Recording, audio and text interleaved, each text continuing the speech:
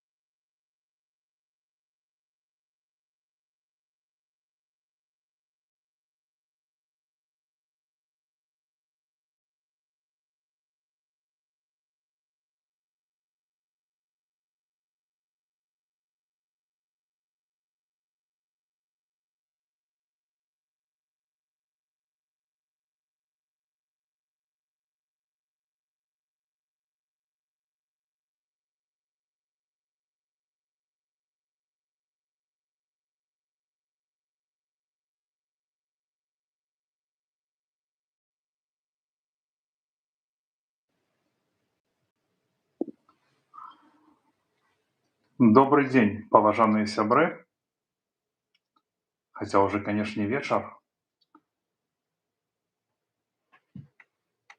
Что-то я на таком жестком крупнике.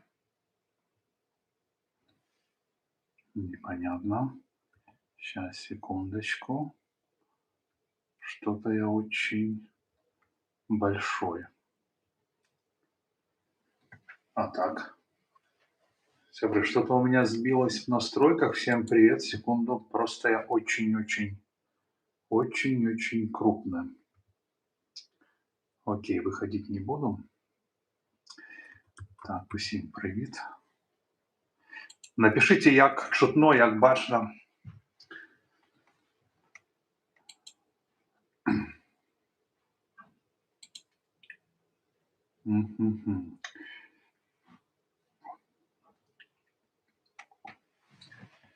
Так, друзья, напишите, пожалуйста, я у себя в компе бачу, что я вельми крупный.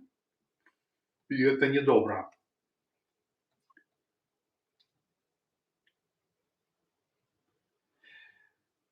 Ладно, буду стоять на такой отлеглости, чтобы быть больше меньше. Так. Ну что, сябры, тады пачынаем. Всех вітаю у Этери Дыаспора Лайв. И у нас у гостях сегодня, а нас уже глядит 29 человек, 3 лайка. Прошу вас, закликаю, распаўсюджвайце эфир. Былы добраахвотнік, дзеючы чалес каардынацыйнай практыкі незалежнай Беларуси, блогер, канал Александр Наукович. Вітаю. Вітаю спадарства, вітаю, дякую за запрошение. Я сказал усё верно. Былы добраахвотнік, адваяваўся? Так, троху є. Окей, ну что ж, як табе цивільнае жыццё? Не маё. Я ўвогуле зволіўся па такіх абставінах цікавых, калі трэба будзе, я патлумачу, бо я бачыў, уже пісалі пытанні, чаму я перабегаю з підроздзелу ў підроздзел. Ось, я не шукаў сябе яшчэ ў цывільным жыцці, таму я буду вяртацца. Ось. Зараз я займаюсь палітычнай дзейнасцю, палітычны турызм, але за свае, бо я разумею, што гэта таксама важна, і калі ёсць мажлівасць сустракацца з палітыкамі рознага ўзроўню, то я буду выкарыстоўваць гэтую мажлівасць. Так, зараз я ва ўкраіне, тут адбыліся форумы, але вяртаюсь у Еўропу, збіраю рэчы і вяртаюсь ужо ў снежні і буду падаваць дакументы ў часціну. Так, ну что, пачнем, як у нас і заяўлена у нашым сённяшнім раскладзе каардынацыйная рада. Што хачу цябе запытацца, што здарылася са спадаром Шабуцкім? Ён варваўся ураганам на выбары разам, ну, каардынацыйнай рады 3, абвесціў набор добраахвотнікаў у сваю фракцыю, падбухторыў людзей і табе ў тым ліку стаць палітыкамі. І вось яго предвыбарчая цытата спадара Максіма Шабуцкага: «Будем многогранно працаваць на снос режима Лукашенко». Вот. Фракцыя пасля выбараў уваходзіць у КР, ну а потым лідар фракцыі знікае праз паўгады. Ну, ведаеш, ну, цікава проста тваё меркаванне, што ты аб гэтым думаеш і чаму так, может, ведаеш, чаму так здарылася? Глядзіце, па-першае, я можу казаць толькі за сябе, і гэта будзе правільна. А па-другое, Максім, ён мае свой канал, на якім можна яго запытацца, напісаць у каментары, і я, ну, упэўнены, што ён бы адказаў. Па-трэцяе, ён у апошніх сваіх роліках тлумачыў сваю пазіцыю і што ён перагарэў, што ў яго праблемы з ментальным здароўем, што трэба звяртацца да псіхолага і, ну, працаваць. Ось. Саш, я гляджу яго канал, але я пытаюся ў цябе пра твае адчуванні. Мае, глядзіце, ну, морально, конечно, было непрыемна, потому что гэта лідер спіса, ось, гэта як кіраўнік, але справа ў тым, што ну, у мяне выхаванне такое. Чаму я до гэтага часу яшчэ не выйшаў з КР? Таму што я нічога не зрабіў. І трэба дайсці як мінімум да якой-то лагічнай паўзы. Калі не сканчэння, то, ну, хаця бы да паўзы нейкай, хоць што-небудзь зрабіць. А ты думаеш, што ты нешта зробіш у КР? Вот шчыра скажы. Глядзіце, я скажу так. Палітычныя структуры у нас павінны быць, так? Ну, я спадзяюся, што з гэтым пагадзяцца ўсе. КР існаваць будзе. Чаму? Я не скажу за першы, другі, я нават не сачыў, хто там што рабіў. Трэці, КР. На яго ўжо троху звярталі ўвагу людзі, якія галасавалі. Добра, я пагаджусь, невялікая колькасць людзей, хутчэй за ўсё гэта больш сябры і знаёмыя чальцоў, якія туды пайшлі, і гэта больш падобна на тэлеграм-канал. Але, ведаеце, ну, гэта будзе плётка, таму што мне пацверджванняў не мае, але атрымаў КР фінансаванне на КР-4. Хацім мы з вами, не хацім мы з вами, КР-4 будзе існаваць. Таму я зараз нават прапаную людзям адэкватным, якія цікавяцца палітыкай, якія маюць што сказаць у палітычным пляне, якія, ну, як это, адэкватна ставяцца і разумеюць наступствы. Бо калі мы пайшлі ўсе ў КР, пачалі прыходзіць дамоў, ламаць мэблю, выносіць дзверы і так далее, і так далее. Багата да каго прыходзілі. Дык вось, несці ўсе гэтыя... Я што хацеў сказаць? КР-4 будзе, і туды трэба ісці. Гэта на маё разуменне. Яшчэ раз скажу, мы можем туды не ісці, мы можем ставіцца да КР-4 па-рознаму, але ён будзе існаваць. І на сённяшні дзень з КР, вось які мы зараз маем 3-го, 6 чалавек нас прадстаўляюць у парэ. Ось. Таму трэба змагацца за гэта, калі мы ввогуле хацім нейкі палітычны орган. Я скажу далей. Я зараз вандрую па розных краінах і сустракаюся з дэпутатамі гэтых краінаў. У Вільні, зразумела, з літоўскім сеймам, ва Ўкраіне з дэпутатамі Верховнай Рады. І у іх пытанне, а каго вы прадстаўляеце? І я кажу, я былы добраахвотнік. Я не абіраў пераходны кабінет, я не абіраў офіс.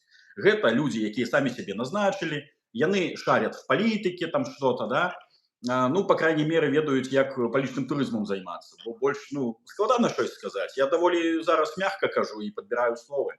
Хутчэй за ўсё яны робяць тое, што яны могуць. Больш просто не могуць. Ну, тады так і скажыце, што вось это наш максімум. Дык вось, звяртаючыся да міжнародных інстытутаў, яны кажуць, ад каго вы, што вы і так далей. І я кажу, я не можу, як беларус, абраць нейкі палітычны орган. Таму што, ну, вось, ну, напэўна, толькі акрамя КР, да? Але тады нам трэба ўсё ж таку яго ўзмацніць і прыдаць значнасць. І я разумею, спадарства, я разумею, што чацвёрты КР можа набраць нават меней галасоў. Але, падкрэслю, ён будзе існаваць. І нашыя інтарэсы, ну як нашыя, інтарэсы там будуць, ну, Давай скажем так, працягваць. Александр, давай скажем так. Свае інтарэсы там будуць прадстаўляць людзі, менавіта свае інтарэсы, а не інтарэсы беларусаў. Ну, вось як гэта... Ну і што яны ў парэ? Ну і што? А што гэта ввогуле дае беларусам? То, што нейкія спадары з Координацыйнай рады паехалі ў парэ. І што? Што яны зрабілі для Беларусі? І я цябе хачу яшчэ падкрэсліць на хвале апошніх событий, вельмі стромных, да? Калі твой, я не ведаю, побратим или нет, Александр Клашко, фракцыя «Воля», яны прапанавалі вельмі, ну, нармалёвую ідэю прайсці паліграф. І гэтага не здарылася. І гэта не выпадкова, ну, на мой погляд. То, што КР будзе існаваць, гэта адно. Но ты ж таксама разумееш, што людзі гэта ж усё бачаць, і яны разумеюць, ну, напрыклад, хто, я не буду называць прозвішча, хто, што і сябе уяўляе, ну, насамрэч, і хто такія іх прадстаўнікі нібыта, пра которых, Александр, ты таксама казаў, памятаеш, што іх, наверное, попросили не голосовать за мой проект. И так оно и есть. Полова мертвые души, которые шли, и Жабуцкий вельмі добра все гэта расклаў, што галасавалі не за асобаў, галасавалі за спісы, галасавалі там, напрыклад, за Ваданосаву, Сігаву, которые потым стали мертвыми душамі. Ну, карацей, я тебе так скажу, что, ну, с моего погляду, с моего позірка на эту ситуацию, ну, цалкам весьма сумневный орган, весьма сумневно. И чьи интересы он представляет, так само весьма сумневно, потому что вот я тебе зараз задам питание, какие поспехи, хотя бы какие законопроекты написали, ну, наши, так скажем, законотворцы. И ты мне не скажешь. Ну, кроме что вот там что-то они приняли по гендеру там. Очень важно, да, очень актуально принять какой-то гендер. Слухай, смотрел твое интервью месяц назад, ты был у Лукашука. Вось, ну, як ты сказал, на радио без цензуры. Хорошая, до речі, шутка. Вось, и ты там сказал, что меня ось эта фраза вельми зацікавила. Я процитую. Что не хочешь звертать увагу на разборки и скандалы у Демсилах. А вот цитата. «Тебе все ровно, что и як отбывается, коли ты занят своей працей, уласным проектом оккупации Беларуси, вот, створением вызволеншей армии, как вызволить Беларусь». Это цитата. И я скажу, что ведь ты сам это прекрасно ведаешь, что большая частка этих скандалов это не между собойчики какие-то там поміж собой, а это пытание коррупции, отсутности финансовой прозрыстости, злоўжывання грантовыми сродками. И вот зараз пытание, як, по-твоему, да, на твою думку, спалушается принциповая борьба за свободу Беларуси с абыякавасцю, да, непарадку і злоўжывання ў асяроддзі, якое называе себе дэмакратычным і якое нібыта змагаецца, ну, разам з сабой. І я табе скажу, што шмат з іх гэта так змагаюцца, імітуюць барацьбу за грантавыя сродкі. Ты, напрыклад, ездзіш за сваі, і у тебе нічога не атрымоўваецца, і ты хочаш зрабіць людзям справаздачу, а яны как бы нормально себе адчуваюць. Чаму ты адмітаеш вось гэта? Гэта же ты частка гэтай супольнасці, і я таксама, таму што мы, как ты ни крути, Координацыйная рада, але мы прадстаўнікі нібыта, а ты вось так кажаш. Можаш гэта патлумачыць? Я ўсё патлумачу. Адзінае, што я хочу попросіць, а можете адключаць мікрафон, калі я кажу, а я буду адключаць, калі вы кажаце, бо вы там, калі клацаеце, то, ну, яно троху тут гук. Сорі. Ага. Так, наконт таго, што я казаў, што я не звяртаю увагу на срач, я полностью гэта пацверджваю, таму што я працаваў над важным праектам аб інтэрвенцыі Расійскай Федэрацыі ў Рэспубліку Беларусь. Вось, плюс яшчэ ёсць свае некаторыя моманты жыцця, якія трэба налаштоўваць. Трэба працаваць, развівацца і так далей. Я разумею, што вось гэтыя скандалы, яны можа, я тут не ўпэўнены, можа яны важны, там вось, напрыклад, бярэм паліграф, да, вы набагата просто багата расказалі, давайте про паліграф. Бярэм паліграф. Я, в прынцыпе, не часта мог сабе дазволіць, таму што ваяваў у гэтым годзе, не мог дазволіць сабе часта знаходзіцца на паседжаннях. Але гэта важна, і вось менавіта на тое паседжанне, дзе прасоўвалі праект прайсці кожнаму чальцу Координаційної ради поліграф, я прийшов і я голосував за і підтримував цей проект. Я думаю, что гэта была лакмусовая паперка, якая показала стаўленне в принципе людей, да, вось, ну, я не ведаю, тут можа гучнае слово будзе праўда, але тым не менш нам гэтыя паказчыкі шмат аб чым кажуць. Хто не галасаваў, хто галасаваў супраць. Я разумею, што потым хутчэй за ўсё было апровержэнне, чаму яны не прагаласавалі. Але для мяне гэта паказальнік таго, што людзям ёсць што хаваць. Можна тлумачыць по-рознаму. Там хтосьці набыў гэты паліграф і вырашыў зрабіць сабе бізнес, мы не будзем праходзіць, мы пройдзем там іншы і так далее. Але гаспадарства, ну вось яно канкрэтна пытанне. За, супраць, устрымацца. Галасуй супраць і все. Ну, а тебе больш нічога не патрабуецца. Але ж у нас там, я так разумею, людзі, ну, яны думаюць, што яны хітрыя. І типа, калі прамаўчаць, то быццам бы не пабачыў, быццам бы там, ну тады навошта там увогуле сидзець. Ну я за тое, каб людзі галасавалі. Все ж таки пасунуўся УКР, галасуй. Вось, таму, да, я быў заняты, ну, і я вяртаюсь да пытання асноўнага, чаму я не звяртаю увагу на гэтыя срачы. Менавіта тады рыхтаваўся праект на вынас на міжнародныя інстытуты, і гэта важна. І дикпики Стрижика, там яшчэ какая-то вот, ну, тое, што гуляла там, да, там Зникла Мельников, да хрен с ним, как бы, ну, блин, ну, бывает. Да, до речі, КДБ працуе, і гэта трэба улічваць, і ўвогуле не трэба забывацца на гэта. Мы бачым, і дзе Веремейчык зараз, і гэта, только што узгадывал, Мельникова, і так далее, і так далее. Ось, таму, ну, адкажу так, быў заняты больш важнымі справамі, не звяртаючы увагу на гэты срач. Не, так.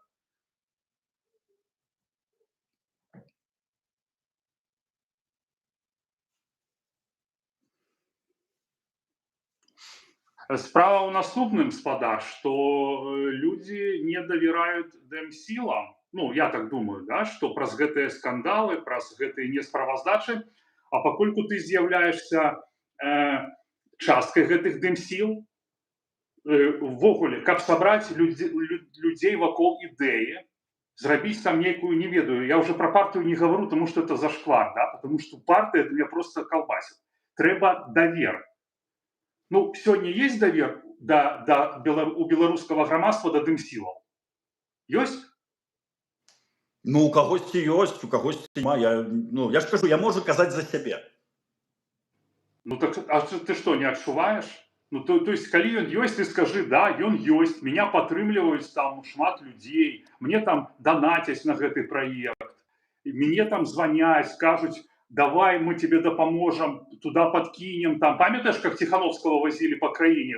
Он только что-то написал, уже машина тут повезли. Что там тебе у парламент 700 евро один раз проехать, поставить? Кинули и все, завезли у парламенту, Европарламент ты там сказал. Ну, не, ну, на жаль, мне так не донатят, і ввогуле я лічу, што спачатку трэба паказаць працу дзеля таго, каб зацікавіць людзей. Не, ну, блин, яно насамрэч круто, і мы самі плодзім такіх, прабачце, піздатых палітыкаў, які кажа, мне трэба грошы, на табе грошы і все. Ну, типа, яно не так працуе у маёй галаве.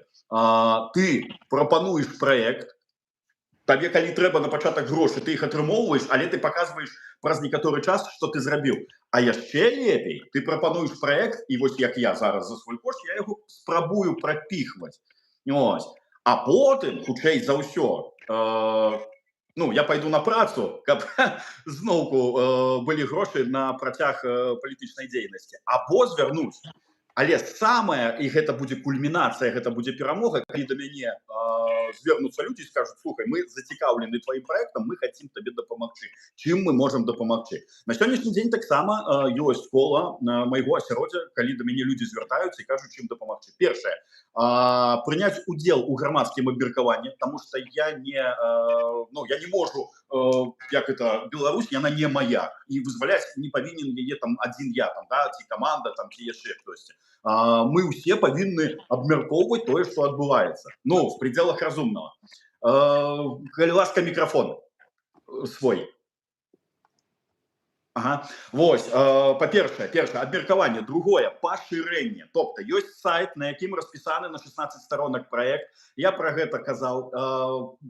Па-другое, я коротко пра праект расказваў, разжоўваў. І УКР ёсць гэта відэо, і на маім канале. Тобто, распаўсюд інфармацыі, абмяркоўванне, распаўсюд. І трэцяе, калі мы ўжо да гэтага прыйдзем, удзел. Але трэба, каб гэта быў кампетэнтны які-небудзь юрыст, да, эканаміст ці яшчэ хтосьці. Вось.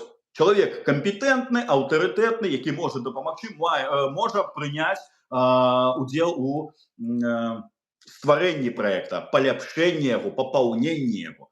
Чацвёрты, гэта ўжо будзе, калі, ну, слухайце, там прыйдзе чалавек, кажа: я хаваю твар, я не можу пашыраць гэта. Грамадскае абмеркаванне, ну, я напісаў там, можа, які каментар, або просто нават не пісаў, я хаваюсь, я згодны з вами, я вам давяраю, як мне дапамагчы вам? А я не валодаю гэтай інфармацыяй. Магу, напрыклад, заданаціць. І вось гэта для мяне будзе поспех, калі людзі будуць зацікаўлены і прыйдуць самі, скажуць: мы хацім дапамагаць. Ну, неяк так. Я толькі хацеў сказаць, што калі няма даверу сярод людзей, то не будзе ніякай падтрымкі, і мы самі гэта бачым все по партыям, по фракцыям і по всему гэтаму. Слухай, мы пра твой праект «Акупацыя Беларусь» крышечку пазней пагаворым, таму што я хачу паступова да яго дайсці і зараз паразмаўляць з сабой пра справядлівасць і дэмакратычныя стандарты. Беларускія ваяры ва ўкраіне часта не могуць легалізавацца, а яны не атрымліваюць выплаты за параненне. Праблемы з легалізацыяй. Вось ты ваяваў в ВСУ, а легалізаваўся ты ў Польшчы.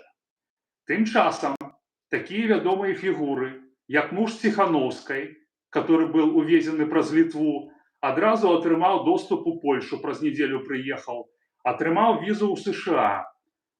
Гэту аперацыю просто ВНЖ, я пра США не гавару, людзі чакаюць карту побыта ад 6 до 12 месяцаў. Ну, і вось гэта, ну, не падрывае давер? Ну, как вось верыць? Калі новая дэмакратычная сістэма, якую мы будуем, выглядае як старая лукашэнкаўская, і яна існуе толькі для таких, ну, вядомых асоб, там, либо там чьих-то сваякоў. А люди, которые рызыкавалі жыццём, як спадар Пацук, который был, дарэчы, чальцом координацыйнай рады, ён трапіў у лапы КДБ. Чаму ему не могли зрабіць? Чаму Ціхановскаму гэта можна было зрабіць, а Пацуку нет?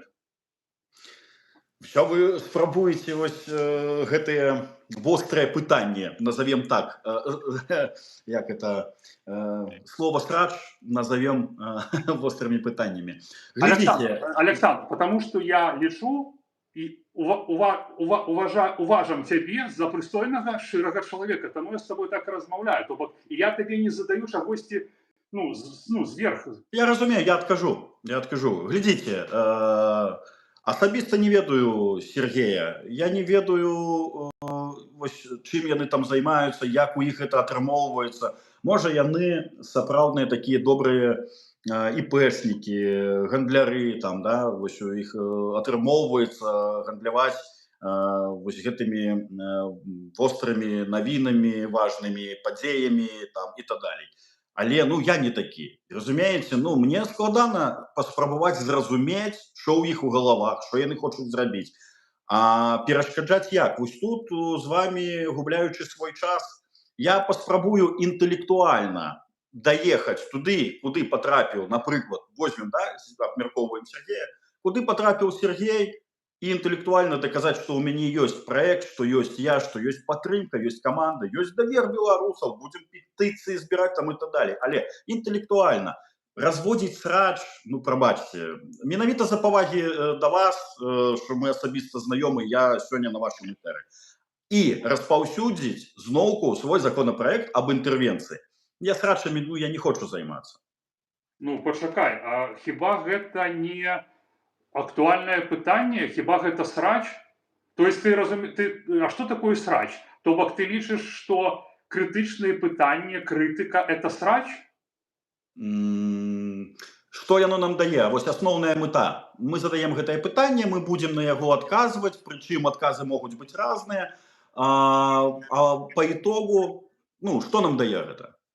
Крытыка? Крытыка дае тое, што людзі, якіх крытыкуюць, яны павінны звярнуць на гэта ўвагу. І калі б у нас была дэмакратычная супольнасць, іх бы адхілілі ад таго месца, дзе яны ёсць. Таму што гэта непрыстойна і гэта па-маргінальскі. Но я лічу, што гэта не есть срач. То бок то, што, ну, напрыклад, Сергей выдаў сябе за Хуана Карлоса в Америке, вот это зашквар, это полный зашквар. И как он может ввогуле карыстацца тым, што вось ён там где-то летает, и это не срач. Я думаю, што вы мяне пачулі.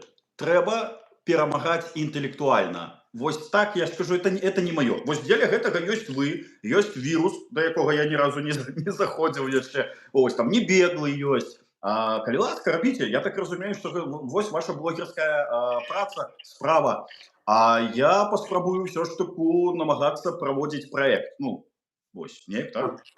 Тада я удакладню. А праца СМІ, Белсата, нашай Нівы, яна ў чым тады заключаецца? Ну, калі ты кажаш, што вы блогеры, вы типа разбіраецесь, крытыкуеце, а навошта тады нам СМІ? Так запытайцеся ў СМІ, чаму яны не падымаюць гэтае пытанне? Александру, я с вами размаўляю как публічнай асобай, как с чальцом рады. То бок вас гэта не цікавіць, чаму СМІ не падымаюць пытанні, которые, ну зашкварныя, которые дыскрэдытуюць нашу новую Беларусь, якую мы будуем. Вас гэта не цікавіць? Вы кажаце, я раблю свой проект. Так я ж кажу, как вы его зробіце, калі мы з'яўляемся часткой зашквара? Мы — это зашквар, вы понимаете? А как вы гэта зробіце, калі все будут... Да ну ты что, это ж Дэмсілы, ты что, не знаешь там? Короче, мне складана отказать, я уже отказал, и вы задаете одно и то же пытание, я уже сказал. Окей.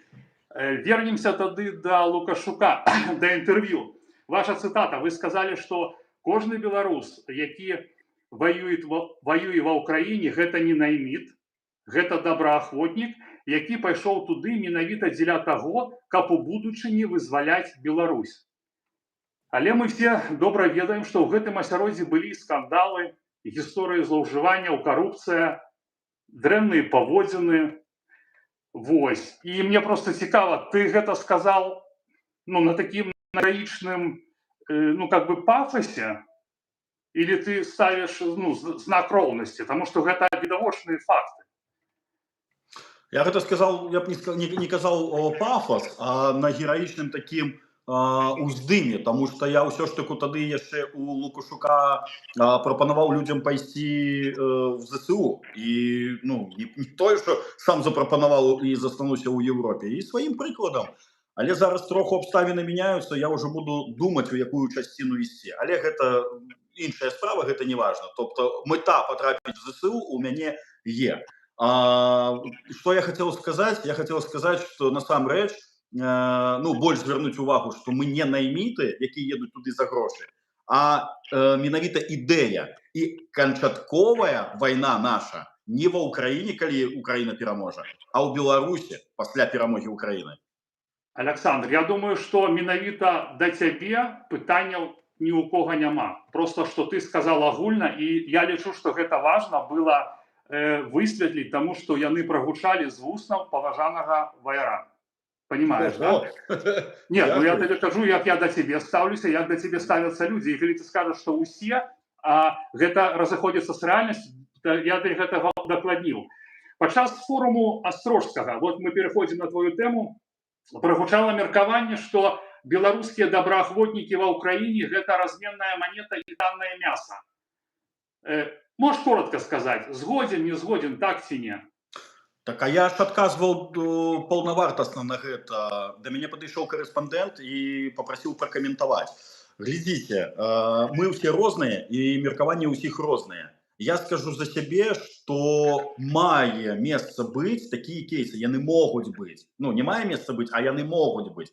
Але я ехаў менавіта у один бок, я скажу шчыра, тому што я не військовы, я не думаў, што ў мяне атрымаецца выжыць. Ось. І я ўвогуле аніматар дзіцячы, якая, ну, дзе зброя, ідзе я. Это першае, але я не мог сабе дазволіць жыць з той віной і сорамам, які мяне зжыралі. Мы калектыўна прасралі краіну, ось, дзе знаходзяцца танкі, ракеты, якія едуць і забіваюць соседскую нам нацию, наших соседей. Ось. И просто, ну, існаваць нават у спокойной Европе я не мог себе дозволить. Тому я ехал, да, и, ну, может быть, вось гэта некие гучные словы, там, разменные монеты, что-то. Я про то я не думал тогда. Ну, я ж кажу, я могу только отказывать за себе.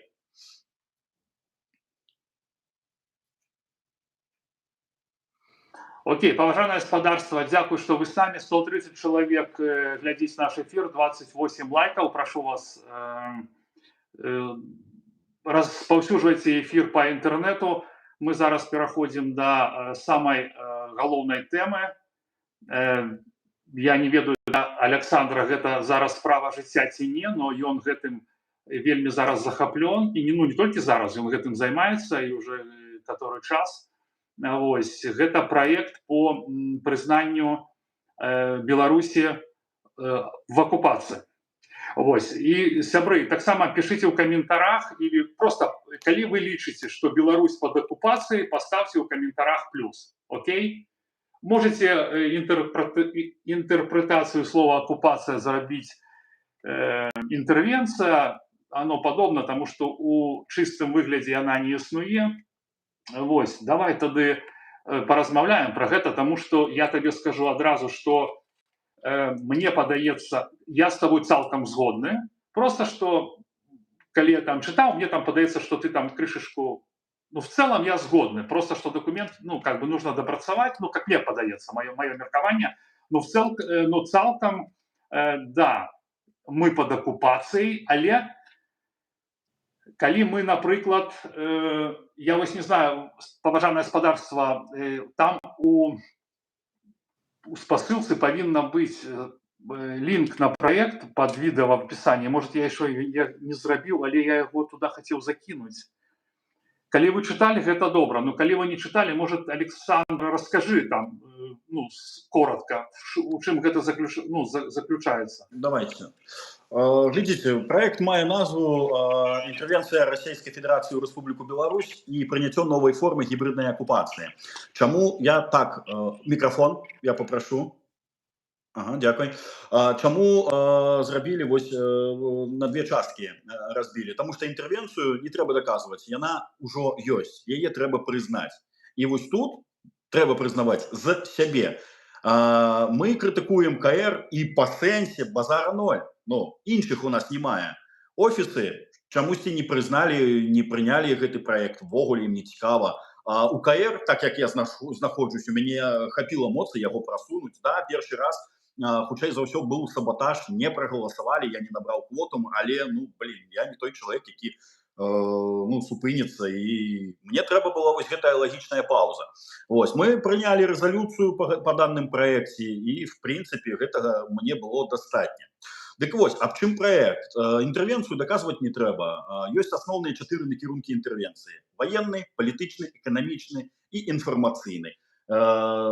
Далёка хадзіць не трэба, моцна разумным быць не трэба, каб проста паглядзець на Беларусь і пабачыць гэтыя 4 аспекты. Але давайте, калі коротка, то патлумачу. Эканамічныя мы тупо залежым ад эканомікі России. Энергарэсурсы, нафта, газ и так далее. Военные, військовые российские базы стоят. З тэрыторыі Беларусі адбыўся напад на іншую краіну, адбыўся. ЧВК Вагнер заходзіў і не мае пакуль інфармацыі, што гэта лайно адтуль выходзіла. Что-то там яшчэ залупались троху про гэтыя два деда, про тое, што ядерная зброя можа быць на тэрыторыі Беларусі. Далей, інфармацыйны. Мы бачым на сённяшні дзень, як працуе прапаганда. Калі нашыя корэспандэнты ў 20-м годзе больш блокавалі, баставалі, яны не хацелі хлусіць. Ввогуле гэта не тое, што хлусіць, ввогуле не хацелі выходзіць і просто паказаць, што краіна ў небяспецы. То прыехалі расійскія прапагандоны і працуюць да гэтага часу. Так, які я пералічыў: эканамічная, военная, палітычная. Палітычная, падпісанне картаў, что там, союзная краіна з підарахай, і так далее, і так далее. Тобто, усе гэтыя аспекты яны ёсць, просто трэба прыняць. Але, вось, калі мы, давайте за КР троху паразмаўляем. Гэта структура, якая нам не падабаецца. Давайте ее просто проголосуем. Проголосовало 7 тысяч человек, да, за делегатов УКР. А давайте проголосуем белорусами, да, нас же богато, 10 тысяч, 20 тысяч, 30 тысяч, да, пашпарты ж ёсць, проголосовать не впадлу, калі нам трэба яго зруйнаваць. И все. Далей что? Які у нас есть палітычны інстытут? Дык вось, для того, каб сунуцца далей у міжнародныя інстытуты, я думаю, что трэба пачынаць з сябе. Да, добра, калі-небудзь КР сябе дыскрэдытуе до той ступені, што мы з вами павыходзім, застануцца людзі, якія, каб не абразіць, зацікаўлены больш сабой, чым Беларусю, беларушчынай, беларусамі. І тады гэта будзе, да, вось яна такая бурбалка, тупа дзеля сябе, каб быць. Яны там няхай і ў парэ ездзяць, там няхай што заўгодна робяць. Тады прыйдзецца падпісваць нейкую петыцыю або ствараць нейкі орган. І гэтыя расколы, яны, разумееце, палітыкі ўсяго свету. Вось я зараз быў у Вільні недавно, зараз я ва Ўкраіне. Мне палітыкі Літвы і Украіны кажуць, калі вы ўжо аб'яднаецесь, каб вас прасцей было разумець, таму што вы, кожны разумны, кожны цягне сваё, але з кім размаўляць. Ось. Таму я яшчэ кажу, што калі прыйдзе час зруйнаваць КР, зруйнаваць яго можна. Давайте подумаем, як яго захапіць. Захапіць большасцю галасоў, адэкватныя людзі. Да? Не просто, што вось я захацеў там, я просто не хочу особо называть, я буду кіраваць УКР, ось, як там Карабас, Барабас і мае квадроберы, да, якія будуць галасаваць так, як я ім сказал. Ось. Давайте паспрабуем стварыць нейкую партыю такую, якая будзе моцную падтрымку атрымае, і калі галасаванне, я спадзяюся, не сфальсифіковано, то наберем там 20 тысяч, да, за партию. Все, мы набираем все 80, да, и партия повинна быть долгая, да, все 80 месцаў, то мы и на наступный день и секретариат гэты троху почистим, каб не у Віслі яны там бултыхались, а просто по законе, по статутах зробім, каб яны не мали дачынення ніякага да палітыкі Беларусі. Бо з такими секретарами, що-то, халера його ведає, на чим яны баку. Я троху адсочваю, калі гляджу, як праходзіць галасаванне і хто там якія падабайкі ставіць. Вось, таму,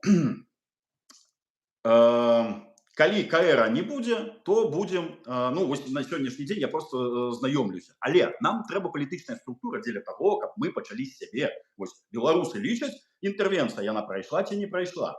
І ўжо распрацоўка гібридная форма акупацыі, гэта ўжо будзе наступны крок. Вось. Але, спадарства, пачынаць трэба з сябе. Пакуль няма інстытутаў іншых, акрамя ОПК і КР, як я разумею. І з імі нейкія перамовы вядуць. І я разумею, у той жа Украіне было непаразуменне, непаразуменне было кардынальна рознае меркаванне. Вось. Адзін з дэпутатаў кажа, што вось нам трэба такая падтрымка, Франак Вечорка кажа, а мы вот даем вам такую падтрымку. Ну і все, і, ну, як гэта, спрэчка, адбылася звычайная спрэчка, але я падтрымаў дэпутата Украіны, таму што мне ягонае разуменне было бліжэй. Вось, так, прабачце, вяртаемся да асноўнага пытання інтэрвенцыі. Дык вось, 4 асноўныя аспекты трэба замацаваць, пажадана замацаваць на сваім узроўні, што лічаць Беларусі, і гэта ўжо будзе база, а потым ужо ламіцца ў міжнародныя інстытуты. Я не здзіўлюся, калі зараз я пазнаёмлюся ва ўкраіне, у Літве, дзесьці яшчэ людзі запрапануюць, да, палітыкі еўрапейскія запрапануюць дапамогу, я не здзіўлюся, калі да нас прыйдзе сам офіс і скажа, слухайце, а як это у вас так атрымалось, што мы праваронілі ваш проект, давайте, можа, супрацоўнічаць. Ось, я не здзіўлюсь. Размова будзе, я прыблізна ведаю, якая, пакуль не скажу. Мне не падобаецца, што не мае падтрымкі менавіта ад беларускіх палітыкаў. Ось. Але ёсць каласальная падтрымка ад саміх беларусаў. Дякую. Колоссальная падтрымка к этому проекту? Я бы сказаў, што падтрымка мяне маральна. Я выгараць пачынаю. Калі я не адчуваю падтрымкі, я просто не разумею, навошта мне гэта ўсё трэба. Ось. Сам сабе паціхонечку ваюеш, і не трэба на гэтай палітыкай займацца. Але чаму ж я пайшоў у КР? Таму што, па-першае, быў час, а па-другое, мяне не задавальняе тое, што робяць Дэмсілы. І крытыкуеш, прапануй. Прапановы на той момент у мяне не было. Я вырашыў просто разабрацца. Я зайшоў у КР як у палітычны інстытут, каб разабрацца, як працуе тая палітыка. Чуть не охренел, але бачыце, да гэтага часу я яшчэ тут. Вось. Праекту пакуль, да, падтрымка ёсць, але каласальная падтрымка, я маў на увазе, што менавіта вось мяне падтрымліваюць разам з праектам, і гэта для мяне вельмі важна, як для асобы. Окей, напрыклад, давай, все, Светлана Георгиевна прилетела, сказала, давай прымаем, і, карацей, Европа і Америка кажуць, да, Беларусь акупавана. І што далей? Все, пачынаем працаваць, абапіраючыся на новыя дадзеныя. Стварэнне вызваленчай арміі. Як гэта будзе, я не ведаю. Але мы маем на гэта права па статутах ААН. Падымецца пытанне рэпарацыяў, кантрыбуцыяў рана ці позна з нашай краіны, адбыліся злачынствы, за якія нам адказваць, але мы можам перанакіраваць. Напрыклад, калі мы ўсё ж таки пад інтэрвенцыяй, калі мы пад акупацыяй, то Расія будзе выплочваць той жа Украіне за тое, што яны нарабілі з тэрыторыі Беларусі. Мікрафон, папрашу, прабачце. Дякую. Ёсць такое меркаванне, што калі не трэба ўсё ж таки Беларусь прызнаваць акупаванай, таму што будуць размаўляць з акупантам. А я, ведаеце, не пагаджусь. Я гатовы весці барацьбу далей. І каб менавіта з намі размаўлялі. А каб з намі размаўлялі, мы павінны сябе замацаваць вось у гэтым палітычным, не ведаю, стварэнні, да, там, я не ведаю, гэта будзе КР, ці нейкая іншая партыя, ці там, я не ведаю. Нам трэба сіла, якая будзе нас прадстаўляць. Вось, палітычная. Далей будзем весці барацьбу. Я скажу, стварэнне арміі. Закрываем пытанне кантрыбуцыі ў рэпарацыі. Трэба будзе вырашаць, што там далей з камунікацыяй Беларусю, таму што на сённяшні дзень вось я размаўляў з амбасадарам Украіны ў Беларусі до 23-го года, ён ужо былы, але тым не менш. Кажа, ты ведаеш, што са Швейцарыі і яшчэ з краіны паслы да Лукашэнкі ездзяць. Трамп з ім размаўляе. Тобто, трэба, не мае афіцыйнага статуса Беларусі. На сённяшні дзень для іх яна як незалежная краіна. Мне просто цікава, якая западная краіна, кому выгодно признание Беларуси оккупованной. Вы в курсе, что Машенскому дозволили въезд в Польшу? Вы разумеете, что все вырашают гроши? То бок, какая хоть одна структура, которая готова пойти на конфликт с Москвой европейской ради Беларуси? Кто? Коли Машенского запустили, все, приезжай, чувак. У тебя виза есть на Кипр. Ну, глядзіце, калі я прыйду до таго, што я ўжо не можу нічога зрабіць, я просто паціху пачну будаваць сваё жыццё. Вось. Сёння я сябе бачу тут, вось, у палітычных у гэтым палітычным турызме. Але месяц-два і я буду ўжо на фронте. Ну, я спадзяюся, што ўсё атрымаецца. Ось. Таму, ну, Машэнскі, не Машэнскі, якая краіна падтрымае, мы разам паглядзім. Я не можу сказаць. Вы разумееце, я насамрэч мне вельмі цяжка. І я раблю тое, што я можу. А калі будуць такія пытанні, што там у будучыні, я адкажу проста. У будучыні мы разам паглядзім, але ад мяне падвоха не чакайце. Я буду весці хаця бы да нейкага лагічнай палы. До канца не ведаю, як атрымаецца. Ну окей, а ну як ты ввогуле лічыш, Захад лічыць Беларусь суб'ектнай? Ну, калі яны туды слоў адпраўляюць, калі спрабуюць дамаўляцца, калі нашыя сілы не выцягнулі яшчэ як палітыкі, калі з імі, ну, можа і размаўляюць, але ўсё роўна Лукашенко існуе і, ну, на маю думку, год-два, калі нічога не зменіцца ў нашым палітычным руху, то з Лукашенком могуць і дамаўляцца далей. Ну, так навошта нам такія дым-сілы, што мы тут сидим 5 год, профукали столько часу, а Трамп называет Лукашенко президентом. Конечно. Ну, так какие-то дым-силы. Ну, добро.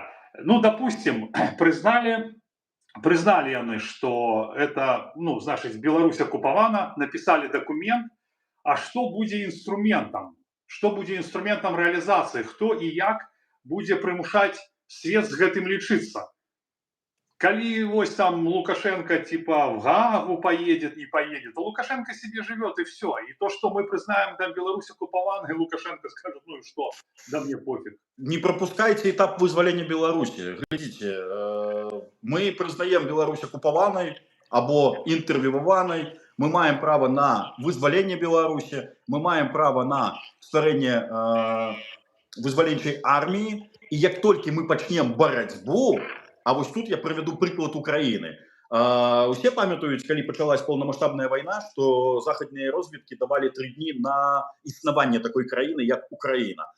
ЗСУ і нацыя украінская показалі ўсяму свету, што яны могуць весці барацьбу, воеваць за сваё існаванне. І дапамога прыйшла пазней. З нашай аморфнай дэмсіламі, ну, я не ведаю, як ім дапамагаць і што ім дапамагаць. Ну, дапамагаць, напэўна, вось кудысьці заехаць, вось пра што вы сёння казалі, там, дзесьці жыць, там, і так далей. Але калі мы ўсё ж таки праз мой праект робім тое, ну, прызнаем статус Беларусі, наступнае, ствараем вызваленчую армію. І калі у нас атрымаецца вайсці ў Беларусь, а я спадзяюся, што ў нас атрымаецца, мы атрымаем дапамогу толькі тады, калі пакажам, што мы вартыя барацьбы. Не вось гэтай хуйні, прабачце, займацца вот это вот, да? А менавіта пакажам, на што мы вартыя. І тады будзе дапамога. А толькі сілавы, я бачу сілавы сцэнар. Няхай, калі мы будзем будаваць армію, калі у нас будзе вось гэтай структуры будавацца, усе пабачаць моц, ну, напрыклад, там лукашысты, да, і паспрабуюць самі ўжо з намі дамаўляцца. Няхай будуць нейкія перамовы, нейкія пераходы і так далее, але на нашых умовах ужо, па праву сільнага. Ось.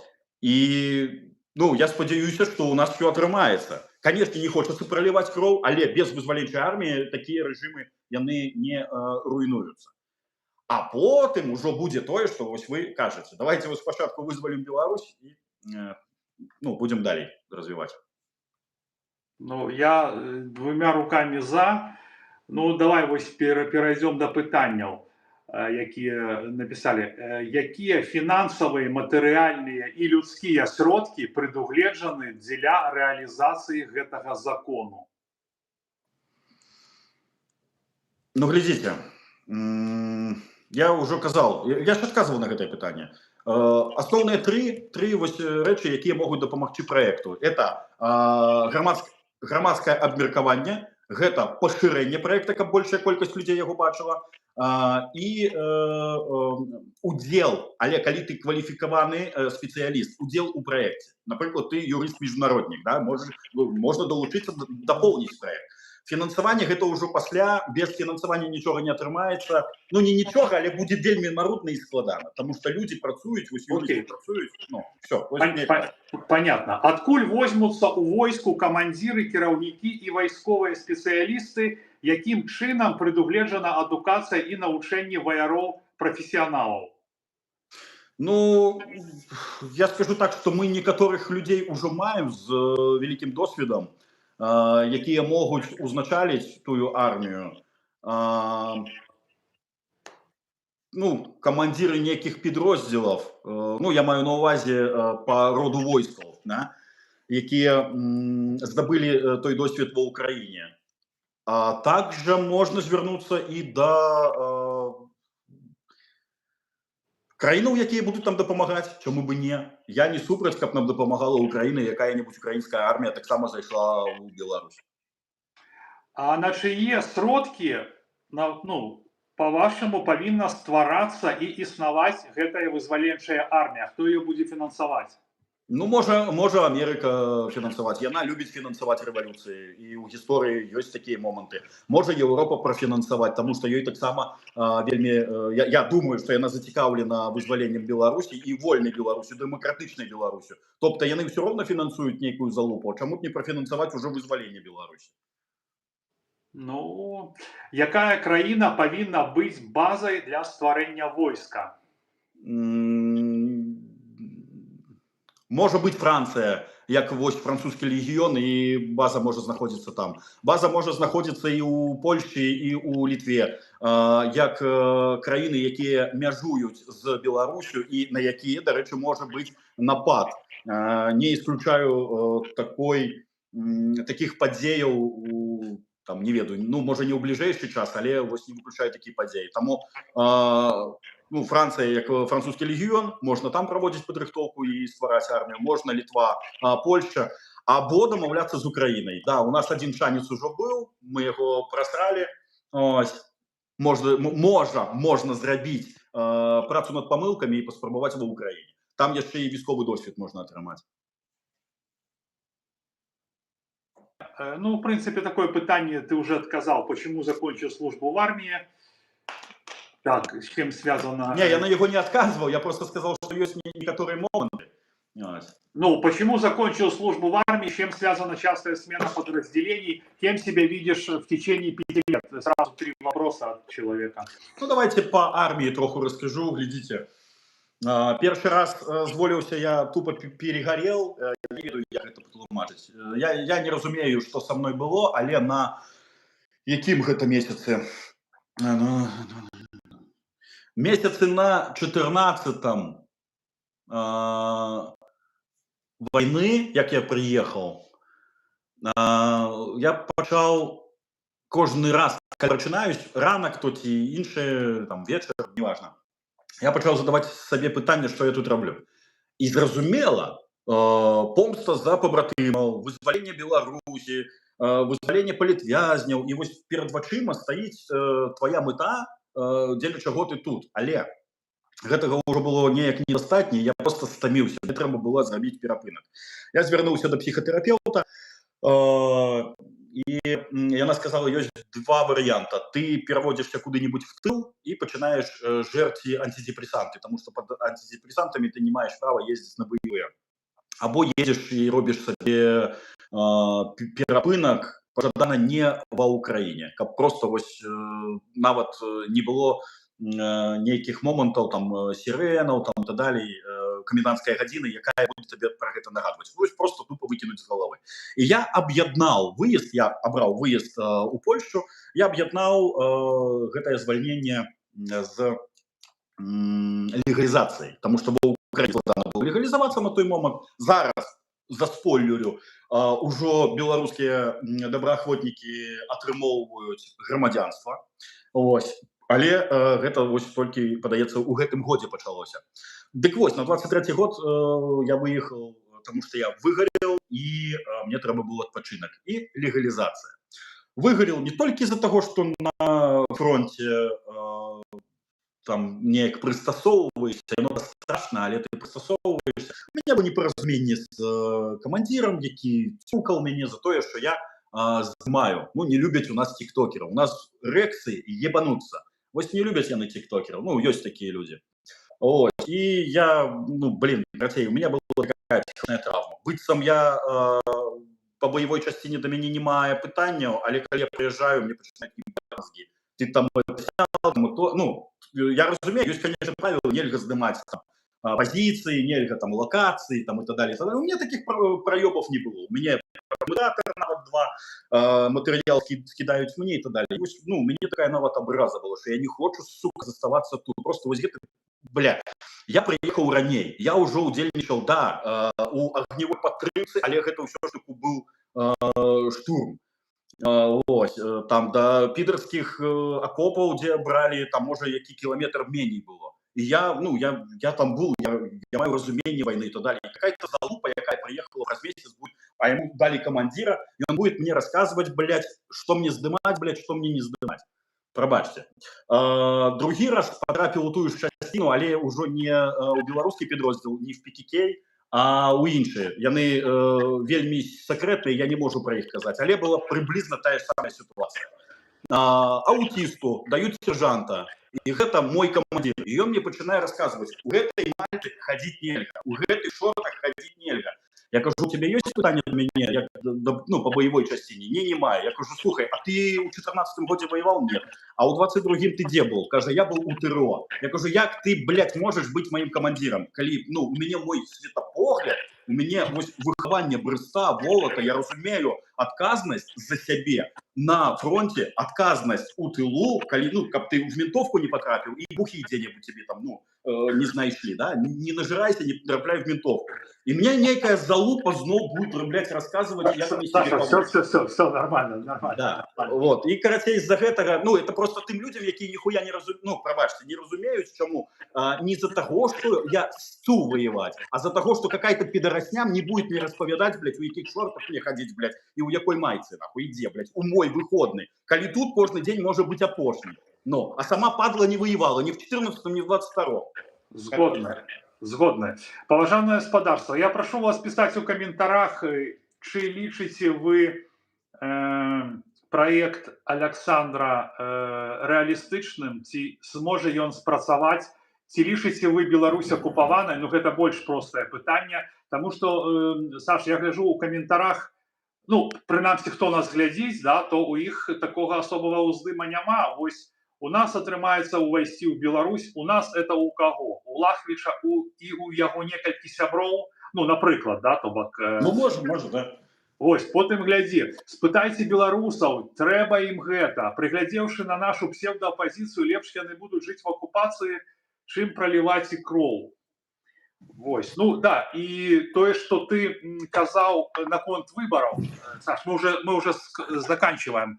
Мне просто телефон садится, я зараз повербент воткну, каб ён не вырубился. Ну, давай. Тое, што ты казаў пра выбары, што калі мы хочам не змяніць, і трэба прагаласаваць там за КР-4 там ці за яшчэ нешта, ну ты ж цудоўна ведаеш, што гэта асабістыя даныя, якія дэмсілы зліваюць вельмі якасна штораз і таму людзі не галасуюць, таму што ўсё зліта, і гэта, як кажуць, робіцца наўмысна, таму... Господарство, ну, пробачьте, давайте я патлумачу. Глядзіце, у нас, я больш увагу рабіў на тое, што у нас няма свайго палітычнага інстытута, які будзе прадстаўляць нашыя палітычныя погляды. Вось я пра што казаў. І я казаў, я падкрэслю, што КР-4 атрымаў фінансаванне, што ён будзе існаваць. Хацім мы гэтага ці не. Або мы будуем тое, што будзе больш аўтарытэтнае, або мы павінны у КР прапіхнуць тое, што мы хацім, каб пачулі. Да? Напрыклад, Пал Павлович кіруе УКР. Трэба неяк тады да яго звяртацца, я не ведаю, партыямі, групамі, там яшчэ не, каб ён прасоўваў інтарэсы, да? Ну ён же палітык. Вось. Або займаць яго месца. Ну вось я пра што, гаспадарства, не на КР клінам свет сышоўся. Іншага не маем. А гэты будзе орган існаваць. Ну таму што, блядь, так хацят палітыкі еўрапейскія, яны даюць на гэта грант. Потому что им там уже в уши нассали, что у нас тут нихуевые политики Окей, позбирали. Саня, все. Давай развітватися на этой. Ти в такому імпеті зараз. Поважані сябри, дякую, що ви були з нами. З нами був сьогодні Олександр Наукович, щирий чоловік, який, ну, він щиро каже, що за своє кровне просовує свій проект, який він лишить важним. Я лежу, що Білорусь окупована, але другая частка у меня викликає сумніви, я гэта озвучив. Великий дякую, Александр, что ты пришел, что мы с тобой поразмовляли. Можешь сказать моим глядачам до побачення и мы будем Так, конечно. По-перше, дякую за запрошення. По-друге, готовий до розмови з усіми. Моя пропанова, я попрошу потім пана Лядовцу, каб ён замацаваў сайт, на якім будзе поўная гэтыя 16 сторонок. Также заходзьте на мой YouTube канал Лахвич, я там просто ўжо словамі праз рот тлумачу, што я хочу, і мэты проекта, і як ён выглядае, і што там, і так далей. Вось, цікаўцеся палітыкай наконт КР, я ж кажу, не КР, можа іншае щось. Давайте так, ну, калі критикуєш, пропонуй. Ну, я що можу, то я роблю. Тому давайте, неяк разом навалюйся і все у нас отримається. До перемоги разом. Живе Білорусь, слава Україні. До побачення, дякую. Поважані сябри, був Олександр Наукович у нас у гостях сьогодні. То, що він каже, критикуешь, пропонуй, не хотел просто развивать эту тему, потому что развитывалися, гэта насамрэч такая ватніцкая, ну, на мой погляд, рэч, Саня, прабач, тому что навошта прапаноўваць, чаго прапаноўваць? То бок, калі, напрыклад, людзі узяліся прадстаўляць беларусаў, і яны павінны даваць вынік, а я просты беларус, і я кажу, а мне гэта не падабаецца, я гэта крытыкую, я не павінен нічога прапанаваць, таму што я не браў на сябе адказнасць. У Сашыным выпадку так, ён, як шчыры чалавек, хоча нешта зрабіць у каардынацыйнай радзе. Наколькі гэта магчыма, я думаю, што у такой каардынацыйнай радзе, дзе я з'яўляюся чальцом, гэта проста немагчыма. Гэта клуб па інтарэсам, па майму меркаванню, дзе некаторым людзям удаецца вырашаць свае жыццёвыя мэты і рэалізоўваць там нейкія матэрыяльныя патрэбнасці, ездзіць у парэ, быць там лідарам самай буйной фракцыі, і на гэтым рабіць себе імя, ездзіць па кабінетам еўрапейскіх палітыкаў, казаць, што ён прадстаўляе народ. А на выхадзе мы бачым, што няма нічога. І у Александра Лахвиша былі вялікія праблемы, значыць, з прасоўваннем. То вы разумееце, што людзі просто не галасуюць. Ладно, там я, как они меня лічаць, што я там типа нехарошы, нейкі там таксічны. Лахвиш абсолютно как бы, ну, пропановал, давайте зробим. Никто не пришел голосовать. Вы разумеете, что это за координационная рада? Нет. Вот. Что там будет финансоваться КР-4, и что, он будет лучше работать? Они просто будут пилить больше денег, и на выхлопе ничего нет. Вот вы как не запытайся, а что вы зробили? И у Латушки и у этих Бруханов, у них всегда один, у них как они, Губаревич, они как начинают, мы там написали Венесуэлу, там поддержали венесуэльских рабочих, про Чернобыль написали. По факту нема нічога. Вось, поважанное господарство, нагадаю вам, что учора у меня у эфиры для спонсоров был Денис Урбанович. Вось, мы размаўлялі з ім, он расказаў усё, што ён ведае пра затрыманне Пацука. Ён знае, назвал імёны, хто его сліў, ну, навошта гэта зрабілі. Вось, так што заклікаю, пазней я выпушчу фільм, не ведаю проста калі, но калі вам цікава, спонсорство ў месяц стоіць 3 злотых, то бок где-то 70 центов. Ну, становитесь спонсорами, паглядзіце, вельмі цікавая атрымалася. Яна там на 2 гадзіны, але ён не толькі пра Пацука расказаў, пра яго затрыманне, назваў усе імёны, фаміліі, распавёў, як гэта ўсё было, таму што ён был у некаторай ступені там, ну, амаль сябруком Пацука, Вось, так что запрашаю вас. Завтра у нас будзе чалавек, грамадзянін Злучаных Штатаў Амерыкі, беларус Вадзім Якушык, які праз Мексіку заехал в США. Просидел там в тюряге, потому что в детеншеле, не могу выговорить это слово, сори за английский, вот. И он просидел там, по-моему, больше года или даже, может еще и больше. Вот. Сейчас он гражданин Америки, у него траковый бизнес, вот.